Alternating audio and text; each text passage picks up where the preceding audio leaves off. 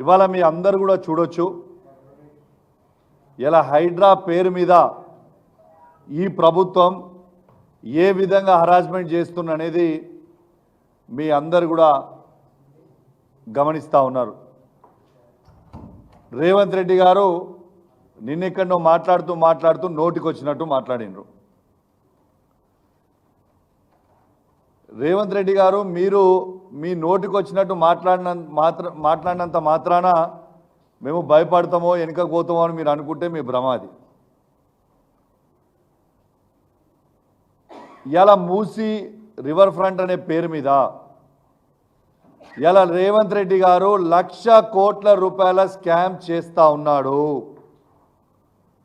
101% ఇది 1,00,000 కోట్ల రూపాయల స్కాము. ఎందుకు ఇంత నేను గట్టిగా చెప్తా ఉన్నానంటే ఇంతకు ముందున్న 10 సంవత్సరాలు మా కేసీఆర్ గారి నాయకత్వంలో కేటీఆర్ గారు మున్సిపల్ శాఖ మంత్రివర్యులు ఉండే. ఇదే మూసి రివర్ ఫ్రంట్ కూడా తను చేసిన డిజైను. అప్పుడు డిపిఆర్ తయారు చేసింది 16,000 కోట్ల రూపాయలకు మాత్రమే. ఏ ఒక్క పేదవాడి ఇల్లు కూలగొట్టకుండా ఏ ఒక్క పేదవాడికి ఇబ్బంది కాకుండా కేటీఆర్ గారు ఆ రోజు 16,000 కోట్ల రూపాయలకి ఇలా మూసి రివర్ ఫ్రంట్ డిపిఆర్ తయారు చేయించి దాంట్లో దాదాపు 3,800 కోట్ల ఎస్టీపీ ట్యాంక్స్ కూడా మొత్తం కూడా కంప్లీట్ అయిపోయినాయి. 545 కోట్లతోని అద్భుతమైన బ్రిడ్జ్లు ప్యారిస్లో ఉండేలాగా లండన్లో ఉండేలాగా అద్భుతమైన డిజైన్స్ ఇక్కడున్న ఇంజనీర్లని ఇతర దేశాలకి పంపించి అద్భుతంగా తయారు చేయించి పెట్టడం జరిగింది. పెట్టిన తర్వాత ఇవన్నీ చేస్తేనే 16,000 కోట్లు అయింది. దాంట్లో 3,800 కోట్ల ఎస్టీపీ ట్యాంకులు మొత్తం కంప్లీట్ అయిపోయినాయి. ఇలా ఓపెనింగ్కి రెడీ ఉన్నాయి. ఇలా భారతదేశంలోనే ఏ సిటీలో కూడా 100% ఎస్టీపీ ట్యాంకులు లేకుండా అది కేవలం హైదరాబాద్ మాత్రమే ఉన్నది. ఇది కేసీఆర్ గారి నాయకత్వంలో కేటీఆర్ గారి క్రెడిట్. ఇది వాస్తవమా కాదా ఒక్కసారి చెప్పండి. దీన్ని తీసుకుపోయి 10 రెట్లు 1,50,000 కోట్ల రూపాయలు మేము దీన్ని పెంచుతామని ఈ 1,50,000 కోట్ల రూపాయలను పెంచి ఈ 1,00,000 కోట్ల రూపాయల స్కామ్ చేసి ఈ 1,00,000 కోట్ల రూపాయలు సీదా రేవంత్ రెడ్డి గారి అకౌంట్లకి వేసుకోవడానికి సిద్ధమైండు. ఒక్కసారి తెలంగాణ ప్రజల్లారా ఒక్కసారి ఆలోచన చేయండి.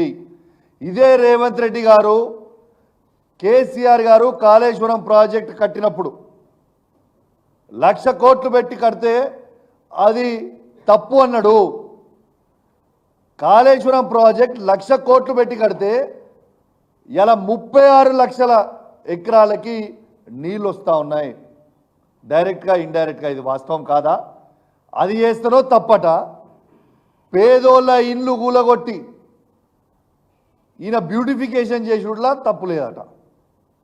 అంటే 1,00,000 కోట్ల రూపాయల స్కామ్ ఈ మూసీ రివర్లో ఖచ్చితంగా రేవంత్ రెడ్డి గారు చేయడానికి సిద్ధం చేసిందని చెప్పి సందర్భంగా తెలియజేస్తా ఉన్నాను. ఇలా నిన్న మాట్లాడుతూ ఇంకో మాట మాట్లాడతాడు. కేటీఆర్ గారిదట హరీష్ రావు గారిదట ఈపు చింతపండు చేస్తారట ఆయన. మరి నీ భాషల్లోనే చెప్తున్నా రేవంత్ రెడ్డి గారు, నువ్వు మొగోన్వే అయితే హైదరాబాద్లో ఏడికి పోదాం చెప్పు.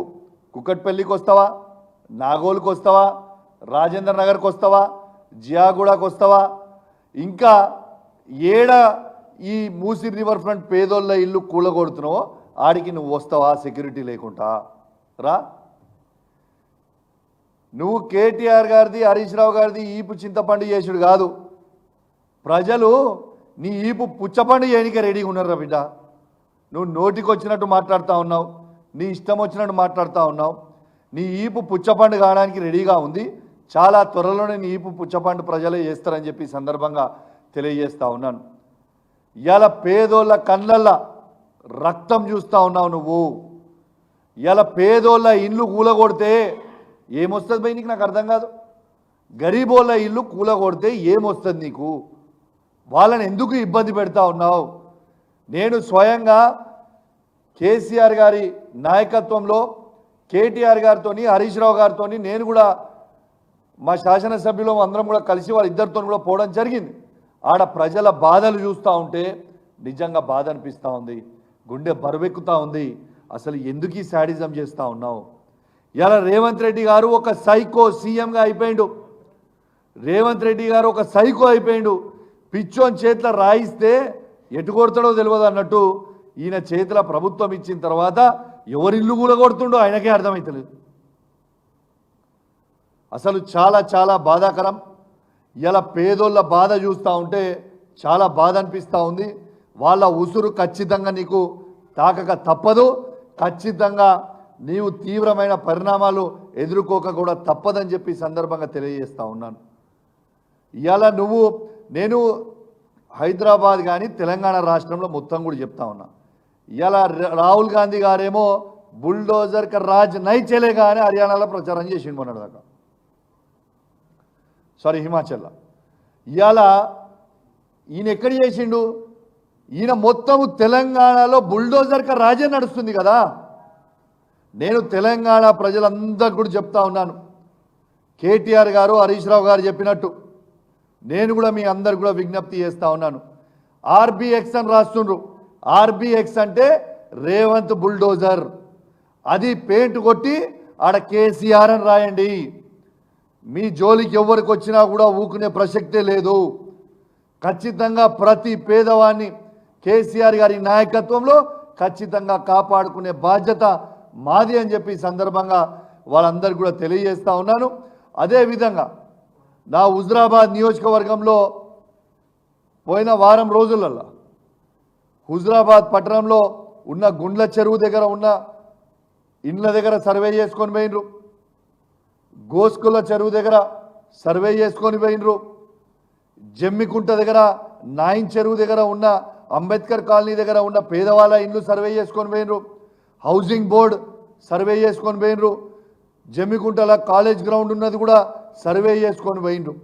బిడ్డ చెప్తున్నా రేవంత్ రెడ్డి సాబ్, రాసి పెట్టుకో, మా హుజురాబాద్ నియోజకవర్గంలో ఏ ఒక్క పేదవారి ఇల్లు కూలగొట్టినా హుజురాబాద్ అగ్ని గుండం అవుతుంది బిడ్డ, చెప్తున్నా, తస్మాత్ జాగ్రత్త అని చెప్పి చెప్తా ఉన్నాను. నేను అధికారులను కూడా హెచ్చరిస్తా ఉన్నాను. మీరు రేవంత్ రెడ్డి చెప్పిండని చెప్పి వీడికి వచ్చి నా హుజురాబాద్ నియోజకవర్గంలో ఏ ఒక్క పేదవాని ఇల్లు కూలగొడితే నేను మీకు చెప్తున్నా, ఒక్కరు కూడా గల్లీ నుంచి బయటికి పోరు. రాసి పెట్టుకోండి. మిమ్మల్ని ఏ పోలీసోడు కాపాలని లేడు, ఏది కూడా ఆ బుల్డోజర్ బయటికి పోదు, ఎవ్వరు కూడా బయటికి పోరు. మా హుజురాబాద్ నియోజకవర్గంలో ఏ పేదవాని ఇల్లు ముట్టినా అగ్ని గుండం అవుతుంది, తస్మాత్ జాగ్రత్త అని చెప్పి హెచ్చరిస్తూ ఉన్నాను. అధికారులకు కూడా చెప్తా ఉన్నాను, ఎక్స్ట్రాలు చేయకూరి మీరు.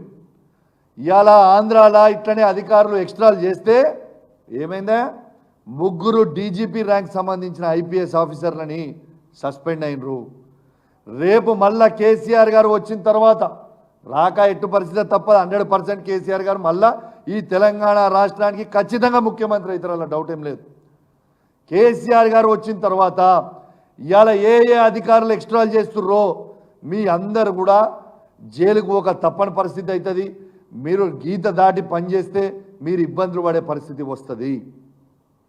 నేను చెప్తున్నా, మీరు అనుకుంటున్నారేమో ఏమవుతుంది, ఏది పర్మనెంట్ కాదు, గుర్తుపెట్టుకోండి. మీరు రూల్స్ ప్రకారం చేయరు తప్పితే అసలు వాస్తవంగా చెప్పాలంటే అసలు వీళ్ళు కూలగొట్టుడు ఏందో నాకు అర్థమవుతుంది. మొన్న మా కిషోర్ గారు చెప్పారు, ఆల్రెడీ హైకోర్టు జడ్జిమెంట్ కాపీ ఉంది, ఏ పేదోని ఇల్లు కూలగొట్టొద్దు అనేది హైకోర్టు జడ్జిమెంట్ కాపీ ఉంది. వీళ్ళు చేసే పని మొత్తము it is contempt of court. వాళ్ళ జడ్జిమెంట్కి దిస్ ద ఫ్యాక్ట్. ఎందుకు ఇబ్బంది పెడతా ఉన్నారు పేదోళ్ళని?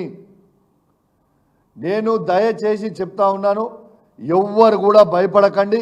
ఖచ్చితంగా ప్రతి పేదవాడికి కేసీఆర్ గారి నాయకత్వంలో బీఆర్ఎస్ పార్టీలో ఉన్న ప్రతి శాసనసభ్యులము, మండలి సభ్యులము, పార్లమెంట్ సభ్యులము, మా బీఆర్ఎస్ పార్టీ ప్రతి సైనికుడు మీతోని అండగా నిల్చుంటాం. ఈ కష్టకాలంలో మీ వెంట ఉంటాం. ఈ సైకోని దించే వరకు ఆ కుర్చీ నుంచి, రేవంత్ రెడ్డి గారి సైకోని కుర్చీ నుంచి దించే వరకు మీ పక్షాన ఉండి పోరాడతామని చెప్పి ఈ సందర్భంగా తెలియజేస్తూ